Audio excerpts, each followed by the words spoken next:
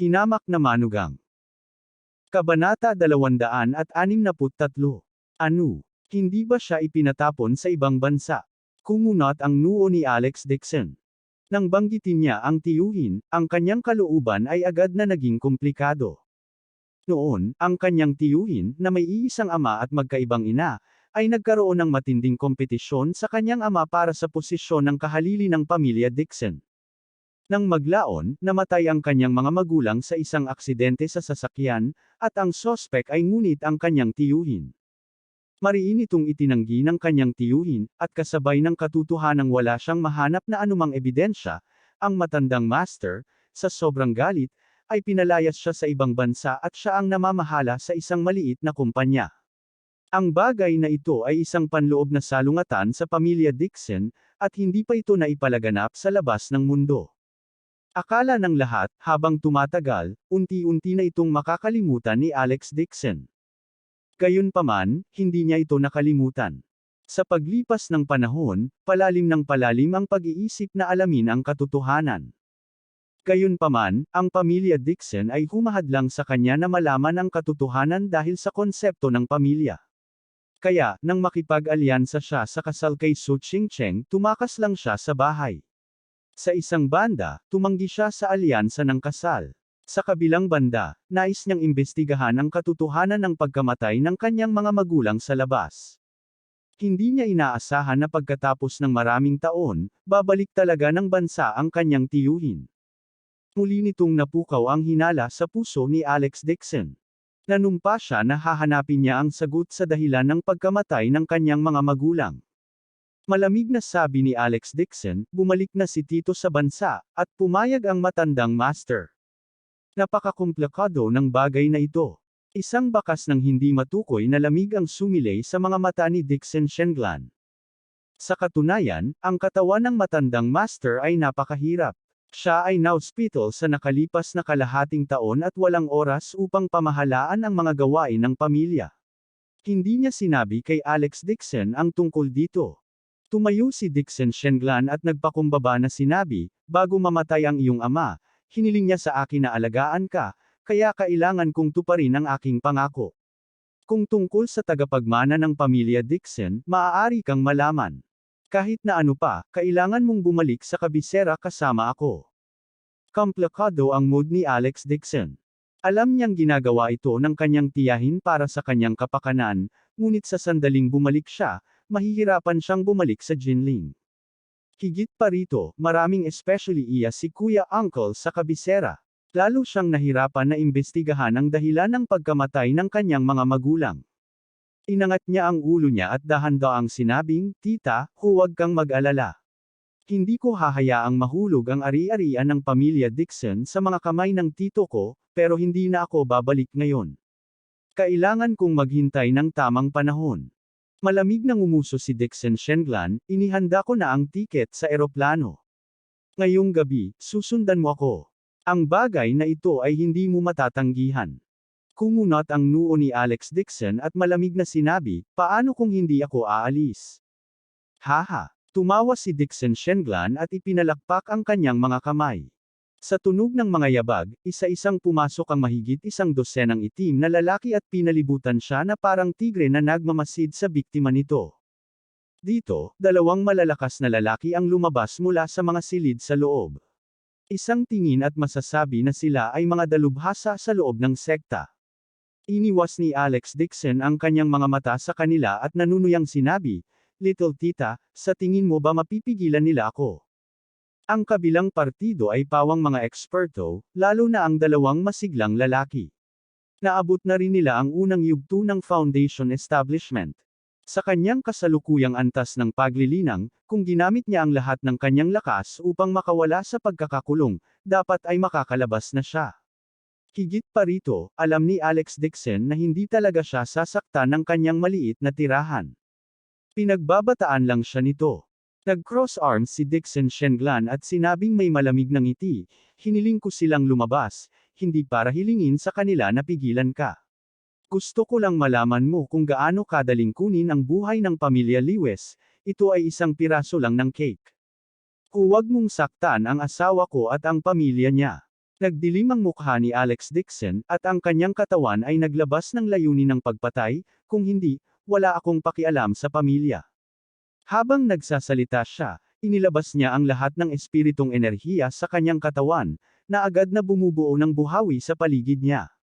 Biglang umihip ang malakas na hangin sa silid, at ang mga kurtina ay lumipad sa lahat ng direksyon. Nang makita ito, ang dalawang eksperto sa tabi ni Dixon Shenglan ay agad na gumawa ng hakbang para protektahan sila. Pagdating ng malakas na hangin sa kanilang harapan ay para itong nakasagupa ng isang balakid at hindi na makaawang. Nang makita ang layunin ng pagpatay sa mukha ni Alex Dixon, napasimangot din si Dixon Shenglan. Wala siyang interes sa Lewis family. Kung hindi dahil kay Alex Dixon, nalipol na niya ang buong Lewis family. Si Jane Lewis naman, kung hindi dahil sa asawa niya, siguradong pinutol na niya ng 8 piraso ang babaeng ito. Gayunpaman, hindi niya inaasahan na si Alex Dixon ay sobrang protektado sa kanyang asawa na hindi siya magdadalawang isip na gawin itong kanyang kaaway. Tinitigan ni Dixon Shenglan si Alex Dixon ng ilang segundo at malamig na sinabi, "Sige. Kahit na hindi ako gumawa ng hakbang laban sa Lewis family, sa tingin mo wala na akong ibang paraan." Umuso si Alex Dixon kahit ano paman, si Jane Lewis ang asawa ko. Paprotektahan ko siya ng mabuti. Kung sino man ang manggahas na saktan siya, huwag mo akong sisihin sa impolite. Nang siyang matapos magsalita ay biglang lumabas ang enerhiya mula sa kanyang katawan. Bang bang bang! Ang chandelier, ang tangke ng isda, at ang mga salamin na bintana sa silid ay biglang sumabog. Ang mga fragment ay lumipad kung saan-saan. Pagkatapos magsalita ni Alex Dixon, tumalikod siya at humakbang palabas ng pinto. Medyo nagalit si Dixon Shenglan at sumigaw, "Alex Dixon, ginagawa ko ito para sa ikabubuti mo. Kung hindi ka makikinig sa akin, pagsisisihan mo ito." Hindi siya pinansin ni Alex Dixon at humakbang palabas. Masyadong malakas ang aura na lumalabas sa kanyang katawan. Ang mga bodyguard na nakatayo sa pintuan ay hindi nang ahas na pigilan siya. Kinagat ni Dixon Shenglan ang kanyang mga ngipin at mabangis na sinabi, "Umalis ka na. Hindi magtatagal, babalik ka at magmakaawa sa akin." Mabilis na nagtanong si Bodyguard Master, "Boss Lin, gusto mo bang pigilan siya? Pwede mo ba siyang pigilan?" Malamig na sabi ni Dixon Shenglan. Isang lalaking nakatayo sa tabi niya, ang kanyang cultivation level. "Natatakot ako na mas mataas ito ng kaunti kaysa sinabi sa akin ngayon. Kung gagamitin niya ang kanyang buong lakas, walang sino man sa silid na ito ang makakapigil sa kanya." Isang gulat na ekspresyon ang lumitaw sa mukha ng bodyguard's master. Nagulat din ang dosenang bodyguard. Ang lakas ng dalawang lalaking ito ay ang pinakamataas na antas ng paglilinaw na kanilang nakita. Ang kanilang cultivation base ay umabot na sa acme of perfection, at maaari pa nilang tawagan ang hangin at ipatawag ang ulan. Itinuring silang mga Diyos. Gayunpaman, ang young master mula sa Dixon family ay may mas mataas na cultivation base kaysa sa kanilang dalawa. Nakakagulat lang. Kalimutan mo na ito. Bahagyang umiling si Dixon Shenglan. Dahil mas mataas ang kultivasyon ni Alex Dixon kaysa sa mga asetiko na inimbitahan niya, tila pansamantalang makakapanatag siya tungkol sa kaligtasan nito. Gayunpaman, hindi niya intensyon na bumalik sa kabisera ng ganoon kadali. May iba pa siyang paraan para umalis si Alex Dixon sa Lewis family. Malamig na utos ni Dixon Shenglan, tanggapin ang tawag ni Xingming. Tuldok. Paglabas ng hotel, unti-unting naglaho at bumalik sa normal na anyo si Alex Dixon. Gayunpaman, ang kanyang ekspresyon ay palaging solemn. Hindi niya inaasahan na babalik ang kanyang malaking tiyuhing mula sa ibang bansa na may malinaw na layunin, at iyon ay ang pagnanasa sa ari-arian ng pamilya Dixon. Tila kailangan pabilisin ang plano niyang magtatag ng business empire.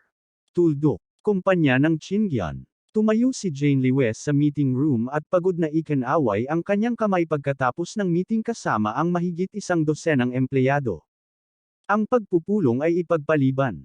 Nakasuot siya ng puting damit na may kaunting makeup, ngunit hindi nito natatakpan ang haggard na hitsura sa kanyang mukha. Kaninang umaga lang, ilang construction company na nagtatrabaho sa kumpanya at biglang huminto sa kontrata ng walang dahilan, na hindi siya handa. Bumalik si Jane Lee West sa kanyang opisina at nakakagulat na natagpuan ang isang babae na nakaupo sa harap ng kanyang mesa. Pagkarinig ng mga yabag, dahan-daang bumangon ang babae. Nakaharap si Jane Lee West at natigilan. Pwede ba kitang tanungin? Bago pa niya matapos ang kanyang mga salita, malamig na pinutol siya ng kabilang partido. Alam mo ba kung bakit kayo nag-terminate ng kontrata ng architect? Sumimangot si Jane Lee West at walang malay na umiling. Hindi niya talaga maintindihan. Napakababa ng mood niya. Malamig na sabi ng babae, hiniling ko silang tumigil, at narito ako para balaan ka, kung hindi mo hihiwalayan si Alex Dixon, mababakrap ang kumpanya mo sa loob ng wala pang 3 araw, at magkakaroon din ng malaking utang ang Lee West pamilya. Kabanata 264. Natigilan si Jane Lee West ng ilang segundo bago niya ibinuka ang kanyang bibig at nagtanong, Boss Su, ano ang ibig mong sabihin? Literal na ibig sabihin nito, malamig na sabi ni Su Ching-cheng. Ang kanyang magandang mukha ay natatakpan ng isang layer ng hamog na nagyelo. Ibang-iba na siya sa itsura niya kanina. Naguguluhan si Jane Lee West. Walang salungatan sa pagitan niya at ni Su Ching-cheng. Kahit meron, dahil kay Alex Dixon. Pero ngayon, pinakialaman niya talaga ang negosyo niya. Bakit? Ginawa ni Jane Lee West ang lahat para pakalmayan ang sarili at taos-pusong sinabi, Boss Su, may hindi pagkakaunawaan ba sa pagitan natin? Bago niya matapos ang kanyang mga salita, naputol siya ng malamig na boses ni Su Ching-cheng at mapagpakumbaba na sinabi, Miss Lee West, walang hindi pagkakaunawaan sa pagitan natin. Hindi ka nararapat na banggitin sa akin. Gayunpaman, hanggat sino man sa mundong ito ay nagbabanta kay kuya. Ang mga interes ni Alex kahit sino pa siya, tiyak na gagawa ako ng paraan para mawala siya. Ang hindi sumusukong ugali ni Su Ching-cheng ay naging dahilan din ng kalungkutan ni Jane Lee West. Malamig niyang sinabi, Boss Su, kailangan mong maunawaan na ako ang legal na asawa ni Alex Dixon. Wala akong magagawang masama sa kanya. Hindi ikaw. Umiling si Su Ching-cheng at dumiretso sa punto. Alam mo bang pumunta kay Jinling ang tiyahin ni Kuya Alex? Ang layunin niya sa pagpunta kay Jinling ay ibalik ni Alex Dixon sa kanyang pamilya at hayaan siyang hiwalayan ka. Siya. Gusto niya akong hiwalayan. Biglang nawala ng pag-asa si Jane Lee West at nagmamadaling uminom ng isang subo ng tsaa. Medyo magulo ang isip niya. Kahit na ano, ang maliit na titirahin ni Alex Dixon ay kamag-anak din niya, ngunit hindi niya sinabi sa kanya. Mabilis na sinabi ni Su Ching-cheng, syempre hindi pumayag si Alex Dixon at nakipag-away sa maliit na tirahan. Kung hindi siya babalik sa pamilya, natatakot ako na ari-arian ng pamilya ay mahuhulog sa kamay ng ibang tao. Kung elder hindi sinamantala ni Kuya Alex ang pagkakataong ito, kasalanan mo ang lahat. Nang marinig ni Jane Lee West ang kanyang mga salita, lalo pang naguluhan si Jane Lee West. Naisip niya na ang pamilya ni Alex Dixon ay hindi hihigit sa Lee West family. Pero ngayon, parang hindi na maliit ang pamilya ng asawa niya. Hindi niya maiwasang magtanong, Boss Su, maaari mo bang sabihin sa akin kung saang pamilya kabilang si Alex Dixon? Saglit na nag-isip si Su Ching-cheng at mahinang nagsabi, kung gusto mong malaman, maaari mo siyang tanungin mismo. Ngunit kailangan kong ipaalala sa iyo na kung hindi mo hihiwalayan si Kuya Alex, magdudulot ito sa kanya ng maraming problema, at malalagay sa panganib ang sarili mong buhay. Ginagawa ko ito para sa ikabubuti mo. Mas komplikado ang pamilya ni Kuya Alex kaysa sa inaakala mo. Mas delikado rin ito. Huwag kang mag-alala Boss Su. Si Alex ang asawa ko. Gaano man kadelikado ang kanyang pamilya, paprotektahan ko siya. Sinalungat din siya ni Jane Lee West ng may parehong kalupitan, at ang kanyang saloobin ay naging matigas. Umiti si Su Ching-cheng ng sarkastiko. Ha, kasama ka lang. Siyempre. Tinitigan ni Jane Lee West ang kanyang mukha at malamig na sinabi, at saka, kung hindi nagkusa si Alex na mag-propose ng diborsyo sa akin, tiyak na hindi ko siya iiwan. Kung gusto ni Boss Su na gamitin ang kanyang negosyo para supilan. Ako, please, gawin mo ang gusto mo. Ang pag-unlad ng Chingyang Company hanggang ngayon ay hindi dahil sa nepotismo. Sa palagay mo ba ay nakasalalay sa iyong sarili ang mabilis na pag-unlad ng kumpanya? Maliwanag na si Kuya Alex ito. Biglang tumikim si Su Ching-cheng nang sabihin niya ito. Kumunot ang noo niya at tumingin kay Jane Lee West ng ilang segundo bago tumayo. Kalimutan mo na yan. Ingatan mo ang sarili mo. Dahil hindi ka nakikinig sa akin, maghihirap ka. Nang matapos, tumayo si Su Ching-cheng at hindi man lang tumingin kay Jane Lee West habang naglalakad palabas ng pinto ng opisina na naka-high heels. Itinigil niya ang negosyo ni Jane Lee West para bigyan ng babala ang kabilang partido. Ngunit hindi inaasahan ni Su Ching-cheng na magiging mas matigas si Jane Lee West kaysa sa inaakala niya. Siya ay isang malambot ngunit matigas na babae. Sa anumang kaso, isang malaking pagbabago ang malapit nang mangyari sa Dixon clan. Wala siyang oras na mag-aksaya rito. Kinailangan niyang makipag-ugnayan sa kanyang mga kamag-anak sa kabisera at gumawa ng mga plano ng maaga. Pagkaalis ni Su Ching-cheng, nakahinga ng maluwag si Jane Lee West at Sam Andel sa upuan habang minamasahe niya ang kanyang mga templo gamit ang kanyang payat na mga daliri. Mabuti para sa Chingyun Company na mawalan ng ilang kliyente. Ang inaalala ngayon ni Jane Lee West ay ang kaligtasan ni Alex Dixon. Sa pakikinig sa tono ni Su Ching-cheng, tila may komplikadong background ang pamilya ni Alex Dixon. Higit pa rito, hindi kailanman nagkusa si Alex Dixon na binanggit ang anumang bagay tungkol sa kanyang pamilya. Nagkataon, ang balita ng isang kapangyarihan sa ilalim ng lupa ay na-broadcast sa telebisyon. Sumimangot si Jane Lee West at tumibok ang kanyang puso. Nang maisip niya ang nangyari kay Alex Dixon dati, lalo na nang dumating si Lee Wesikian para tulugan siya, talagang nakahanap si Alex Dixon ng kapangyarihan sa ilalim ng lupa kay Jinling, lalo na nang hinala si Jane Lee West. Isang ideya ang biglang pumasok sa kanyang isipan. Damn it! Ang pamilya kaya ng kanyang asawa ay isang underground major power din. Ang asawa ko ay nagmula sa isang underground major power. Laking gulat ni Jane Lee West kaya tumayo siya at kinakabahang naglakad-lakad sa opisina. No wonder hindi binanggit ng asawa niya ang pamilya niya at hindi samipot ang mga in-laws niya. Kaya ayon. Si Jane Lee West ay nataranta sa opisina. Ang kanyang isip ay napuno na ngayon ng mga kaisipan ng pangangaso, pagpuputol ng mga tao, mga away sa kalye, at pagtali ng mga bato upang lumubog sa dagat. Maging ang mga eksena sa Hong Kong Underground Forces movie ay lumabas sa kanyang isipan. Marahil, isang araw, ang kanyang asawa ay matatagpuan ng mga puwersa sa ilalim ng lupa upang pumatay, at siya ay tadtad hanggang mamatay sa kalye. Ano ang dapat niyang gawin? Ang puso ni Jane Lee West ay nasa gulat. Hindi siya pwedeng umupo na lang at walang magawa. Nag-isip siya sandali at agad na tinawag ang kanyang katulong. Pumunta ka at imbestigahan ang Jinling Bodyguard Company. Gusto kong kumuha ng kanilang bodyguard para protektahan ang asawa ko. Tuldok. Lalabas na sana si Alex Dixon para bumili ng grocery nang pigilan siya ni Jane Lee West.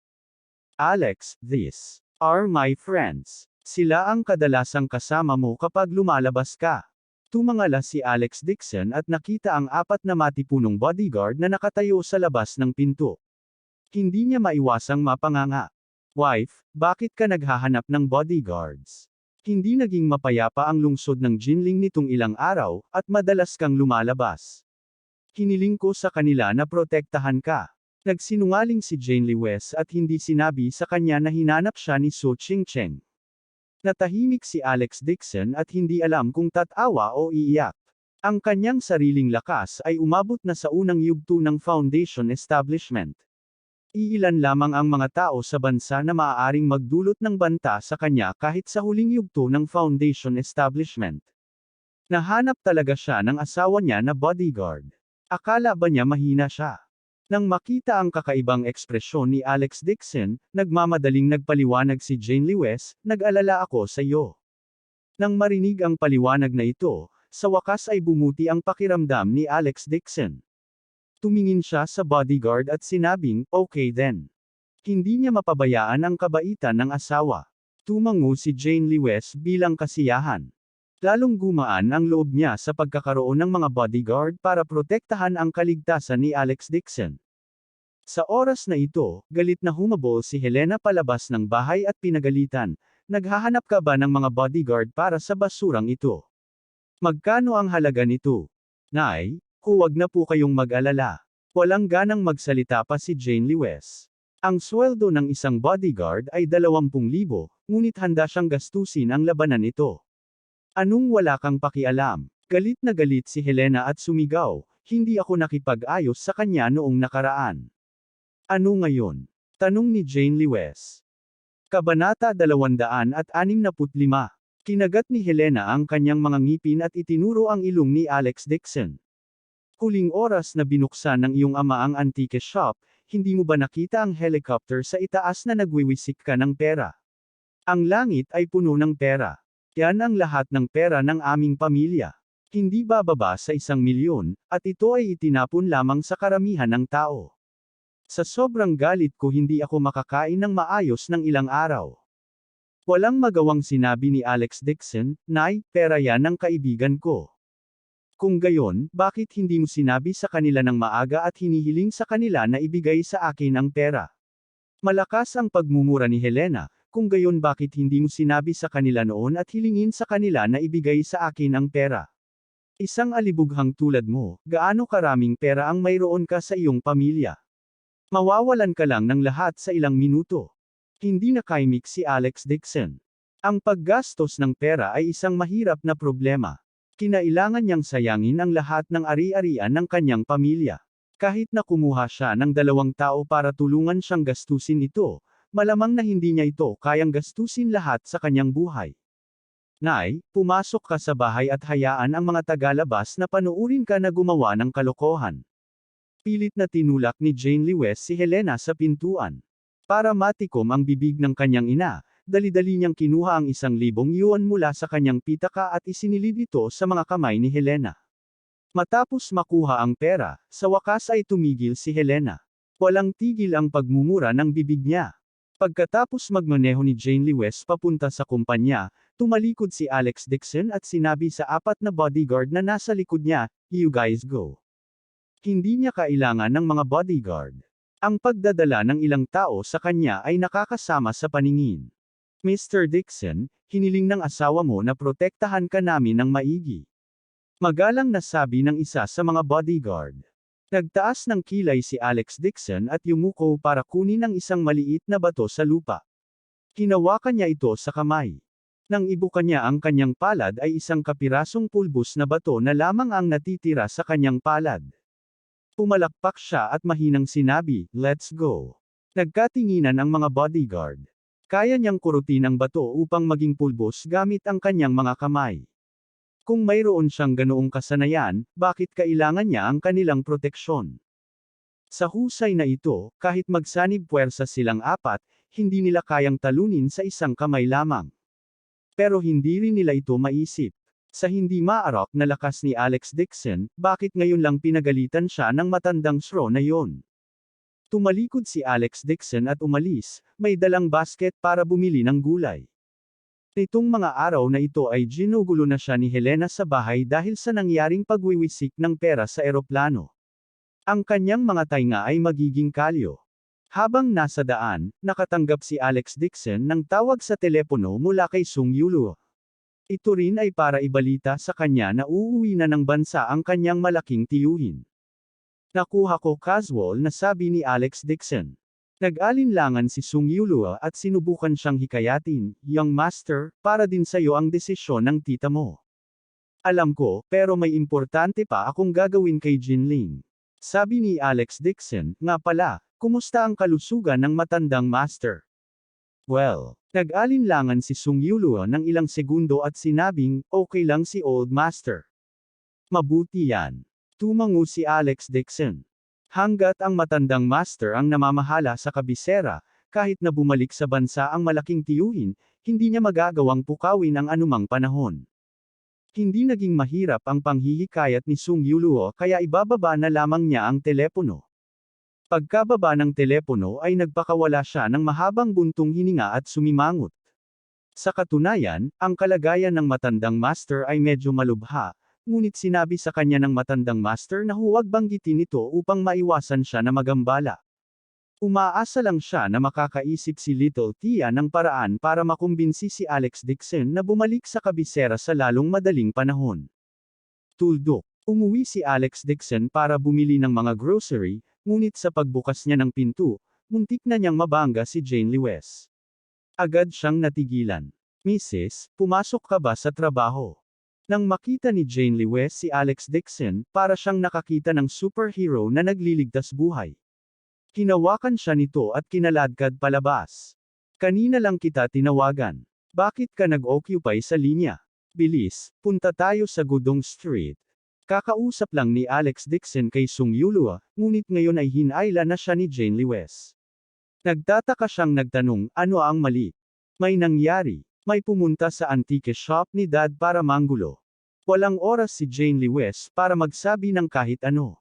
Itinulak niya si Alex Dixon sa kotse at magde-drive na sana. Hayaan mo akong gawin ito. Lumabas si Alex Dixon sa pinto ng kotse at umupo sa driver's seat. Kalahati oras na biyahe. 10 minuto lang bago dumating si Alex Dixon. Dahil sa kanyang husay sa karera, nabigla si Jane Lewes. Hindi niya alam na ang husay sa pagmamaneho ng kanyang asawa ay napakahusay. Ngunit pinalakas din ito ang pag-iisip ni Jane Lewes. Karera, siguradong nasa underworld ang asawa niya. Sa sandaling bumaba si Alex Dixon sa kotse, nakita niya ang isang malaking grupo ng mga tao na nakapalibot sa pintuan ng ancient Russian house. Napakaingay nito. Agad siyang sumuko sa karamihan at itinaas ang ulo para tanungin si Albert Lewes na nakatayo sa pintuan. Tay, ano pong nangyayari? Napakaingay ni Liu Qinghao kaya namula ang kanyang mukha. Nang makita niya ang kanyang manugang ay mabilis niyang sinabi, Tay, anong nangyayari? Sila, nagbibenta daw ako ng mga peke. Ang kanyang mukha ay bagbog pa rin, at ang kanyang kaliwang eye sockets ay madilim. Isang tingin at masasabi mong kagagaling lang niya. Si Helena naman ay nakahandusay sa lupa at umiiyak na gulo-gulo ang buhok. May ilang marka pa ng palad sa mukha niya. Tatay, nanay. Mabilis na sumugod si Jane Lewes at galit na sumigaw sa mga tao, paano kayo nabagbog ng mga tao? Kung nagbibenta ka ng peke, karapat-dapat kang mabogbog. Sigaw ng isang malakas na lalaki. Peke. Kumunot ang noo ni Alex Dixon at tumingin sa likod. Agad na nagdilim ang mukha niya at malamig na saway, ikaw na naman. Hindi niya inaasahan na ang taong nagdadala ng mga tao dito para manggulo ay ang amo ng Yuanming Hall sa tabi. Xingming. Nakita rin ito ni Jane Lewes at agad na sumigaw ng galit. Naglakas loob ka pa bang sumama? Umisi si Xingming at mayabang na sinabi, ang iyong antique shop ay nagbibenta ng mga pekeng at lumalabag sa mga patakaran ng bilog. Kailangan mong sirain ang tindahan ayon sa patakaran. Magdadala ako ng ilang tao dito at hayaan ang lahat na sumaksi. Sa likuran niya ay may 100 mga malalaking lalaki na may mga patpat sa kanilang mga kamay. Halatang handa silang manggulo. Laminggo-linggo si Alex Dixon sa paligid at nakitang magulo ang entrance ng shop. Ang mga basket ng bulaklak at ang puno ng pera na ibinigay niya sa 2 araw na nakalipas ay nagkapira-piraso. Napunit na rin ang pulang banner na nakasabit sa pinto. Sa sobrang galit ni Albert Lewes ay nanginginig ang buong katawan. Malakas niyang sinabi, authentic lahat ng shop ko. Nagdala ka ng mga tao dito at sinira ang shop ng walang sinasabi. Sinaktan mo pa kami. Gusto kong tumawag ng pulis. Sige lang. Walang dapat ikatakot si Xingming. Tumawa siya ng malakas. Ang aking tiyuhin ay ang kapitan ng pagpapatupad ng batas sa kalyeng ito. Pumunta at hanapin siya. Pagdating ng panahon, makikita kong arestuhin ka ng mga pulis, isang black-hearted antique dealer, o ako. Naluluha si Helena. Anak, 100 beses lang nila akong sinampal at wawasakin pa ang buong tindahan. Nagbanta pa itong mataba na ito na huhulihin ako at ikukulong. Dali, Alex, hampasin mo sila at tulungan mo akong ilabas ang galit ko. Bata pa siya, kaya hindi mahalaga kung pumunta siya sa istasyon ng pulisya at umupo doon ng ilang araw. Kanina lang, pinagalitan niya si Alex Dixon hanggang sa dumura ito ng dugo. Ngayon, naalala niya na ang manugang na ito ay kapaki-pakinabang.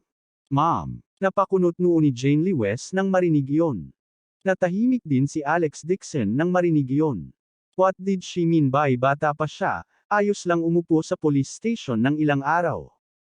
Gayunpaman, nang makitang magulo ang antique shop, hindi rin masaya si Alex Dixon sa kanyang puso. Malamig niyang tanong, sino ang may gawa nito? Ako ang nakita sa matandang hag na ito. Nag-cross arms si Xingming at ngumisi habang nagngangalit ang kanyang mga ngipin. This dumb old hag actually dared to hit me. Kung hindi ko siya bugbugin hanggang sa magkalat ang mga ngipin niya ngayon, hahanapin niya sila. Hindi Xing ang apelyido ko. Payo ko sa iyo na maging mataktika at mabilis na gumawa. Kung hindi, hindi mo malalaman kung paano ka mamamatay. Wala siyang dapat ikatakot ngayon. Hindi siya natatakot kay Alex Dixon. Pagkatapos magsalita ni Xingming, iniunat niya ang kanyang kamay at kumuha ng malaking megaphone mula sa kanyang nasasakupan at sumigaw ng malakas. Lahat, makinig kayo. Nagbibenta ng peke ang tindahang ito para manloko ng mga tao. Pati konsensya nila kinakain na ng aso. Itong klaseng may-ari ng tindahan na may itim na puso, nanloloko ng pera para manakit ng tao, lahat kayo, bugbugin siya. Ang loudspeaker ay nakakonekta sa stereo, at ang volume ay itinaas sa maximum. Ang boses ni Xingming ay umalangaw sa mga ulap. Agad na napuno ng galit ang karamihan. Sumpain si Albert Lewes ng maraming customer na hindi alam ang katotohanan. Damn it, nagbenta talaga sila ng mga peke. Sa tingin ba nila tayo ang mga gastador? Patayin ng itim na pusong mga ngalakal, arestuhin siya at putulin siya. Kung kumikita ka ng ganitong uri ng black-hearted money, karapat-dapat kang mamatay kasama ang iyong buong pamilya. Nabangga ka ng kotse nang lumabas ka ng bahay. Kabanata 266. Galit na nagmumura sa kanila ang karamihan.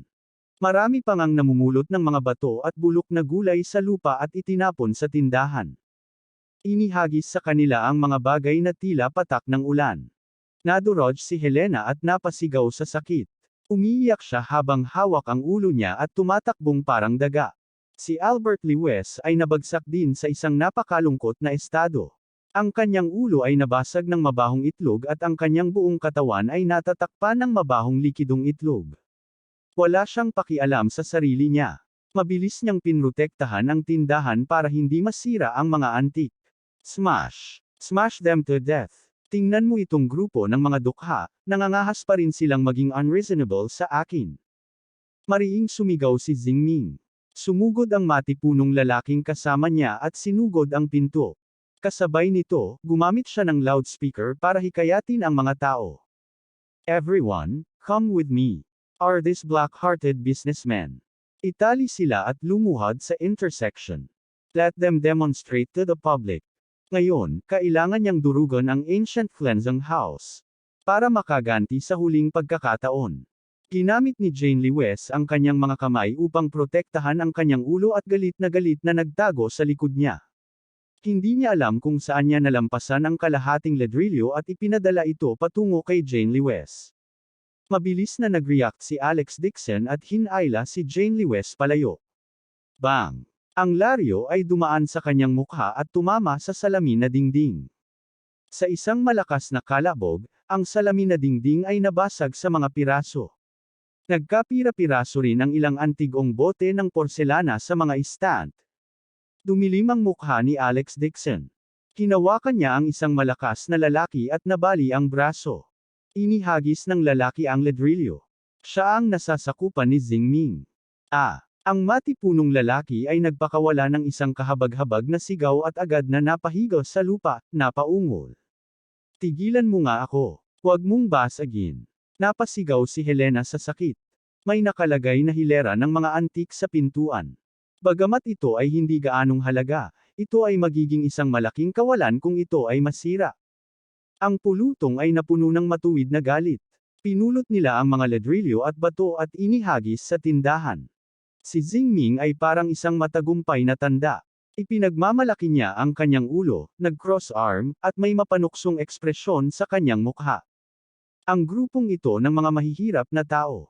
Nalaman na niya ang pagkakakilanlan ng Lewes family. Sila ay isang grupo lamang ng mga mahihirap na tao. Lalo na yung Alex Dixon. Isa lamang siyang matrilocal son-in-law. Siya ay mahirap at walang kapangyarihan at kapangyarihan. Umasa siya sa kanyang bibig upang tingnan ang feng shui. Kaya naman nakipagkaibigan siya sa kanilang big shot at pinadalhan sila ng mga regalo. Umisi si Xingming at sinabing, ikaw na basura. Bakit hindi mo iniisip ang sarili mong pagkakakilanlan? Nasa akin ang suporta ng Big Boss sa likod ng mga eksena, pati na rin ang tiyuhin ng kapitan. Kung gusto mong hindi maghirap, lumuhad ka at humingi ng tawad sa akin. Hindi naman nagbebenta ng peke ang tatay ko. Ikaw ang naninira sa kanya, galit na sabi ni Jane Lewes. Gayunpaman, sa sandaling matapos siyang magsalita, isang figure ang tumalon pasulong at nambobolang nagsabi, Boss Zing, ikaw ay mabait.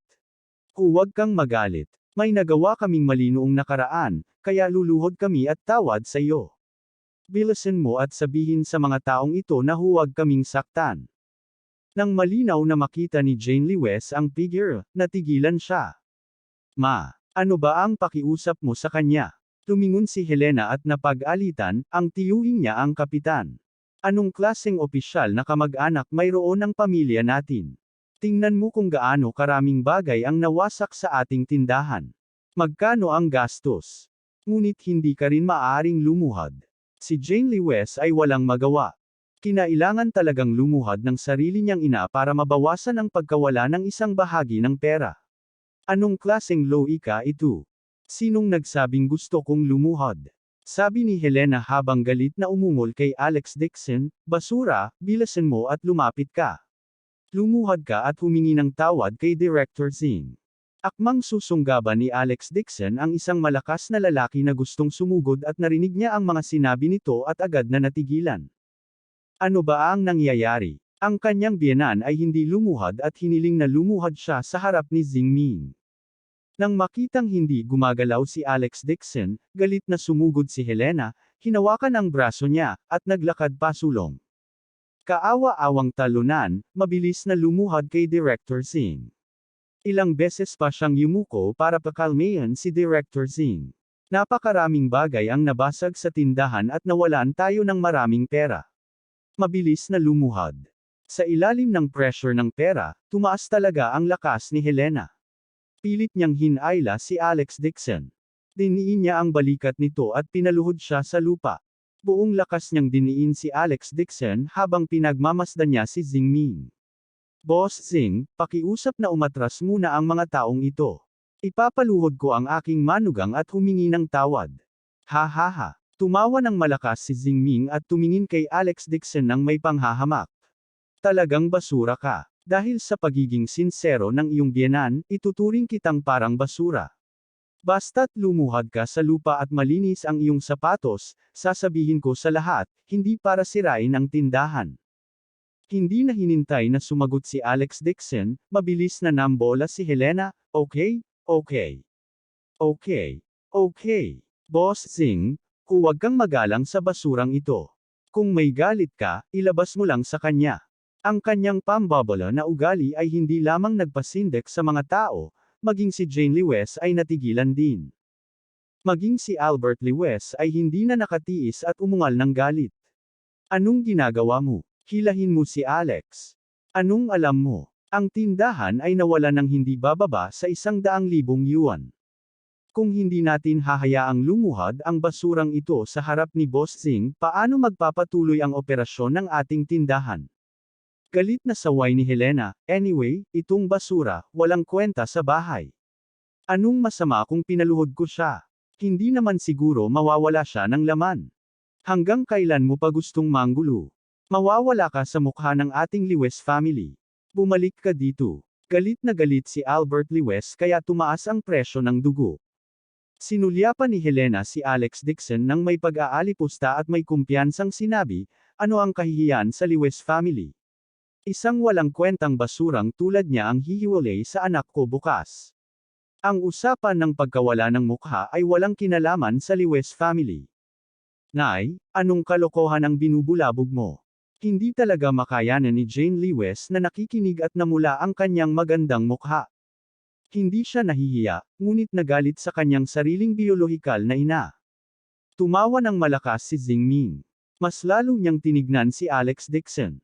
Ang ganitong uri ng inutil na tao, kung alam nila ang tungkol sa kanyang background ng mas maaga, ang Yuan Minghol ay hindi magdusa ng isang hindi nararapat na kalamidad. Mayabang niyang itinaas ang isang paa niya at pinagalitan si Alex Dixon, lumuhad ka at dilaan mo ng malinis ang sapatos mo. Kung may dumi sa sapatos mo, hihilingin ko kay Tito na arestuhin ka at selyuhan ang tindahan. Malamig ang mga mata ni Alex Dixon, at hindi siya kumikibo. Humph, ginagawa ko ito para sa ikabubuti ng Lewis family. Hindi pinansin ni Helena ang dalawa at marahas na sinigawan si Alex Dixon. Basura, lumuhad kaagad kay Direk Zing. Hindi siya pinansin ni Alex Dixon at medyo swerte siya. Biglang naramdaman ni Helena na namamanhid ang kamay niya para bang nakuryente at tumilapon. Tumalikod si Alex Dixon at umalis nang hindi man lang tumitingin kay Helena. Wala siyang utang sa matandang babae na ito at hindi niya inilagay si Helena sa kanyang mga mata. Kung hindi dahil siya ang biological na ina ng kanyang asawa, namatay na ito sa ilalim ng kanyang mga kamay ng 100 beses. Nang makitang umalis na nga si Alex Dixon, galit na galit si Helena kaya pinagalitan niya, basura. Bilisan mo na bumalik ka sa akin, kung hindi, umalis ka sa Lewis family bukas at hayaan kang hiwalayan at maging pulubi. Nanunuya si Xingming. Old hag, mukhang suwailang manugang mo. Bakit hindi mo ako hayaang makipaglaro sa anak mo kahit isang gabi? Tapos makakalimutan na natin ang bagay na ito. Nang matapos niya ang kanyang pangungusap, nakita niyang lumingon si Alex Dixon sa kanyang harapan na may matalim na tingin na parang kutsilyo. Bago pa mabawi ni Xingming ang kanyang sentido, lumabo ang kanyang paningin. Hinawakan na talaga ni Alex Dixon ang kwelyo niya at sinuntok ang kaliwang pisngi. Sa isang sigaw, naputol ang tulay ng ilong ni Xingming at bumulwak ang dugo. Malamig nang umuso si Alex Dixon, kung maglakas loob kang banggitin muli ang asawa ko, hahayaan kitang mamatay ngayon. Pagkasabi nun ay bumitaw na siya. Agad na bumagsak si Xingming sa lupa at napasigaw sa sakit habang tinatakpan ang kanyang mukha. Bilis, tawagan mo ang tito ko. Tawagan mo siya. Abangan ang susunod na kabanata.